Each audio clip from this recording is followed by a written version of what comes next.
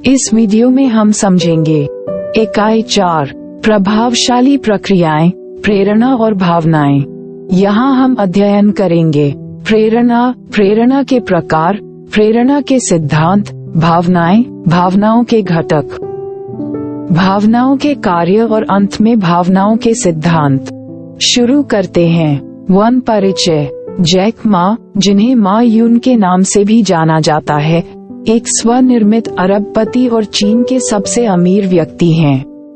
हालांकि उन्हें अपने प्रारंभिक जीवन और शिक्षा में कई असफलताओं का सामना करना पड़ा, जिसमें प्राथमिक और मध्य विद्यालय परीक्षा में असफल होना और विश्वविद्यालय प्रवेश परीक्षा में कई बार असफल होना शामिल था। जैक मा ने 10 बार हार्वर्ड यूनिवर्सिटी में भी आवेदन किया और हर बार खारिज कर दिया गया। अंततः विश्वविद्यालय में प्रवेश के बाद उन्होंने नौकरी खोजने के लिए संघर्ष किया और 30 बार अस्वीकृति का सामना किया।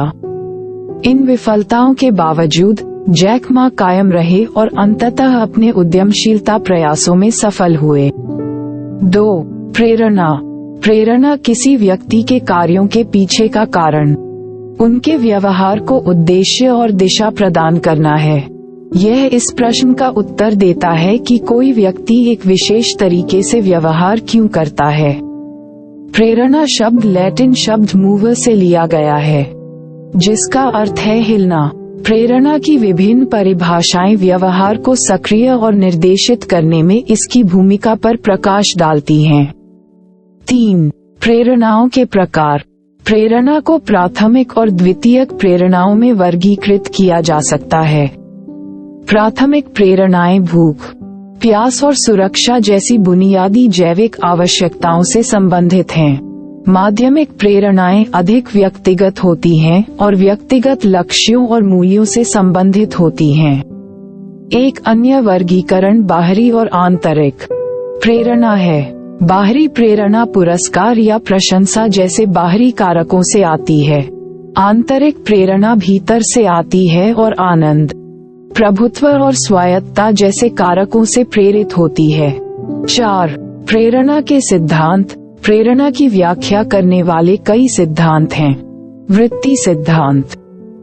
प्रारंभिक सिद्धांतों ने व्यवहार को वृत्ति के लिए जिम्मेदार ठहराया, लेकिन बाद में इस विचार को सीखने और पर्यावरणीय कारकों की भूमिका से चुनौती दी गई। Drive reduction theory. ये सिद्धांत बताता है कि प्रेरणा आंतरिक शारीरिक असंतुलन को कम करने की आवश्यकता से उत्पन्न होती है। उत्तेजना सिद्धांत।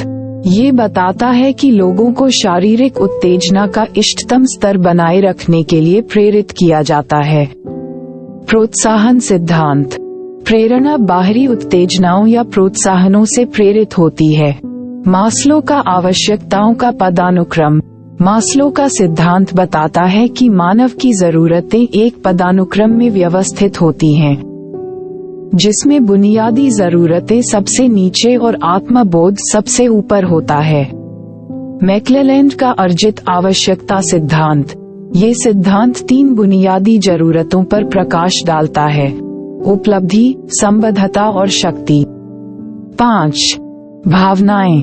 भावनाएं जटिल प्रतिक्रियाएं हैं जिनमें शारीरिक प्रतिक्रियाएं, व्यक्तिपरक भावनाएं और अभिव्यंजक व्यवहार शामिल होते हैं।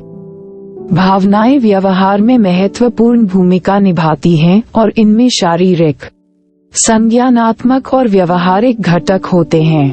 भावनाएं व्यक्तिपरक अनुभव हैं जो किसी स्थिति के व्यक्तिगत अर्थ के संज्ञानात्मक मूल्यांकन से उत्पन्न होती हैं। भावनाएं विभिन्न प्रकार की होती हैं, जिनमें बुनियादी भावनाएं जैसे क्रोध, खुशी, भय आदि और आत्म जागरूक भावनाएं जैसे शर्मिंदगी, अपराध बोध आदि शामिल हैं। 6 भावनाओं के घटक। भावनाएं 6 मुख्य घटकों से बनी होती हैं। संज्ञानात्मक मूल्यांकन। स्थिति का आकलन व्यक्तिगत अर्थ के आधार पर किया जाता है। व्यक्तिपरक अनुभव। भावनाओं में भावनाएं शामिल होती हैं। विचार और कार्य प्रवृत्तियां।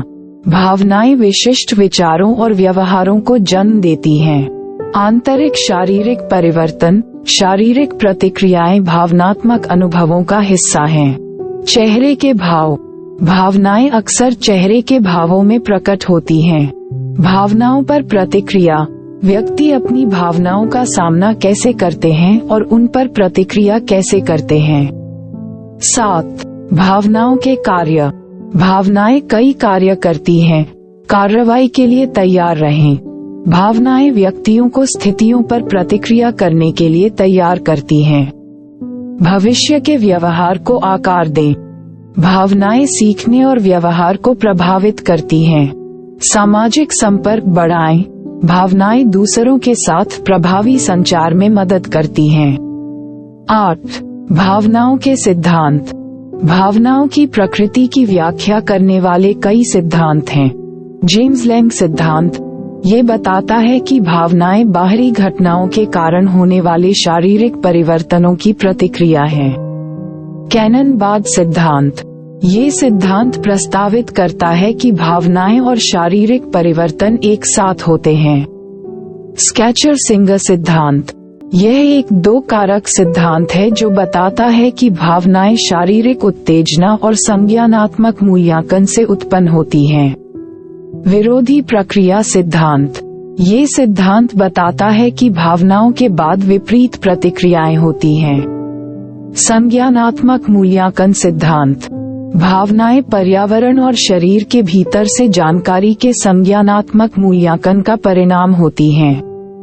पुनर्मूल्यांकन भावनात्मक अनुभवों को भी बदल सकता है।